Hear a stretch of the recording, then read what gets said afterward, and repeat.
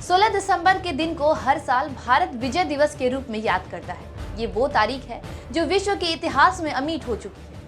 आज ही के दिन यानी 16 दिसंबर 1971 को पाकिस्तान की सेना ने भारतीय सेना के सामने घुटने टेक दिए थे। ये दिन भारत की वीर सैनिकों के शौर्य को सलाम करने का है।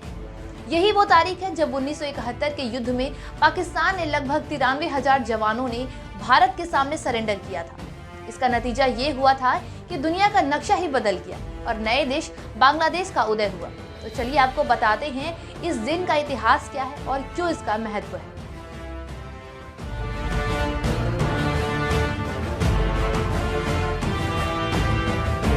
उन्नीस 1970 का साल खत्म हो रहा था। इस दौरान पाकिस्तान में आम चुनाव की शुरुआत हुई। इस चुनाव में पूर्वी पाकिस्तान अवामी लीग के नेता शेख मुजीबुर रहमान ने अपनी लोकप्रियता साबित करते हुए जीत हासिल की और अपनी सरकार बनाने का दावा किया।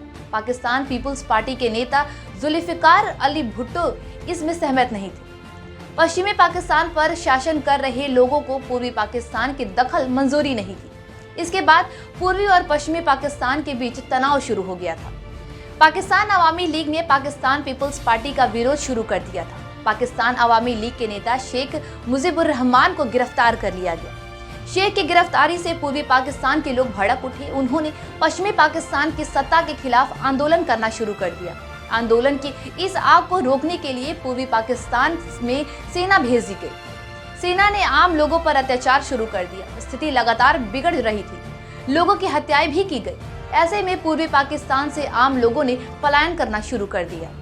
पूर्वी पाकिस्तान से भागकर लोग भारत आने लगे। भारत में पूर्वी पाकिस्तान से भागकर आने वालों की संख्या लगातार बढ़ती जा रही थी। पूर्वी पाकिस्तान की सीमा से लगे भारतीय राज्यों में लोग बड़ी संख्या में आ रहे थे। एक अनुमान के मुताबिक करीब 10 लाख लोग ने उस वक्त भारत में शरण ली थी। ये वो दौर था जब भारत में इंदिरा गांधी प्रधानमंत्री थी। इस बीच पाकिस्तान की तरफ से भारत पर हमले को लेकर बयान भी दिए जाने लगे थे। 3 दिसंबर 1971 को पाकिस्तान ने भारत के कई शहरों पर हमला कर दिया। इस वक्त तत्कालीन प्रधानमंत्री इंदिरा गांधी ने आधी रात को देश को संबोधित करते हुए पाकिस्तान की ओर से किए गए हमलों की जानकारी दी और साथ ही युद्ध की घोषणा भी की। युद्ध शुरू हो चुका था। भारतीय वायुसेना ने पश्चिमी पाकिस्तान के अहम ठिकानों पर बमबारी की। 4 दिसंबर को भारतीय नौसेना ने बंगाल की खाड़ी में पाकिस्तानी नौसेना से भी मुकाबला किया। 5 दिसंबर 1971 को भारतीय नौसेना ने कराची बंदरगाह पर बमबारी करके पाकिस्तानी नौसेना के मुख्यालय को निशाना बनाया। इसके बाद पाकिस्तान की कमर टूट गई। 16 दिसंबर की सुबह जनरल जैकब को सेना अध्यक्ष सैम मानेकशॉ की संदेश मिला कि आत्मसमर्पण की तैयारी के लिए तुरंत ढाका पहुंचे। उस वक्त नियाजी के पास ढाका में 26,400 सैनिक थे। भारतीय सेना ढाका से 30 किलोमीटर की दूरी पर थी। भारतीय सेना ने युद्ध पर पूरी तरह से अपनी पकड़ बना ली थी। Lieutenant general JR. जैकब अपने सैनिकों के साथ आगे बढ़ गए। वो जब नियाजी के कमरे में पहुंचे तो वहां सन्नाटा पसरा था। आत्मसमर्पण के दस्तावेज कमरे में पड़ी एक मेज पर रखे थे। शाम के करीब 4:30 बजे लेफ्टिनेंट जनरल जगदीश सिंह अरोड़ा ढाका हवाई अड्डे पर उतरे। यहीं पर जनरल अरोड़ा और नियाजी ने आत्मसमर्पण के दस्तावेज पर हस्ताक्षर किए। नियाजी ने सबसे पहले अपने बैज उतारकर मेज पर रखे, फिर अपनी रिवॉल्वर जनरल अरोड़ा के हवाले कर दी। फिर सभी पाकिस्तानी सैनिकों ने अपनी बंदूक जमीन पर रख दी और घुटने टेक दिए।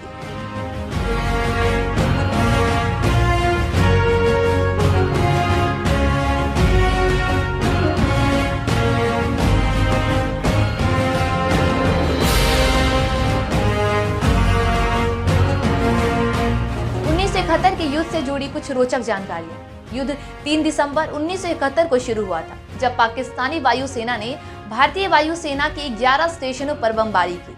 ये इतिहास के सबसे कम दिनों तक चलने वाले युद्धों में से एक है। ये युद्ध केवल 13 दिन तक चला था और इन 13 दिनों में भारतीय सेना ने पाकिस्तान को धूल चटा दी थी। इस युद्ध ने 93,000 पाकिस्तानी सैनिकों ने आत्मसमर्पण किया था। इस युद्ध के परिणाम में नए देश बांग्लादेश का उदय हुआ। 1971 के युद्ध में करीब 3,900 भारतीय सैनिक शहीद हुए थे, जबकि 9,851 सैनिक घायल हुए थे। भारतीय सेना ने सबसे पहले जेसौर और खुलना पर कब्जा किया था। 1971 की जंग में भारतीय वायुसेना ने MiG-21 का प्रयोग किया था।